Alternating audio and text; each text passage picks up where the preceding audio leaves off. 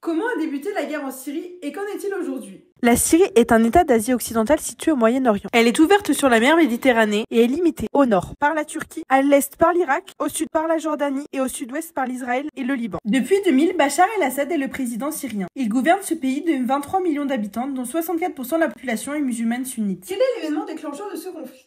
La guerre en Syrie éclate en 2011 lors du printemps arabe. Le printemps arabe, c'est une série de manifestations durant lesquelles plusieurs pays arabes se sont soulevés pour demander plus de liberté.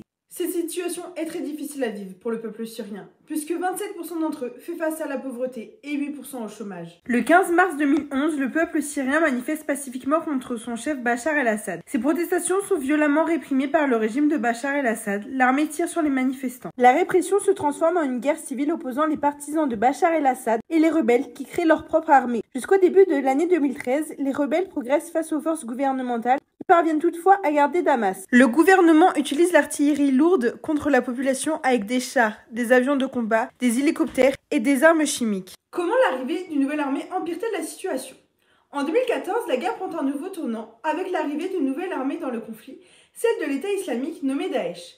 Ce groupe terroriste veut bâtir un royaume entre la Syrie et l'Irak. Le groupe terroriste entre en action et entame une campagne violente contre les rebelles syriens pour leur prendre leur territoire. Quelles sont les grandes puissances qui interviennent dans ce conflit?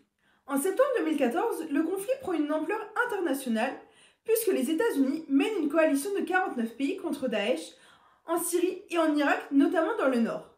Le régime syrien perd toujours des territoires et manque de ressources. Alors, en septembre 2015, les Russes interviennent pour soutenir le régime de Bachar el-Assad. La Russie bombarde durement les rebelles syriens et Daesh pour maintenir le président syrien au pouvoir. Cette intervention permet au régime de Damas de garder le contrôle des régions les plus peuplées du pays. Mais Daesh tient une large part du territoire et peut lancer des campagnes d'attentats dans plusieurs régions du monde. Les actions des grandes puissances se terminent en 2019 avec le retrait des troupes américaines.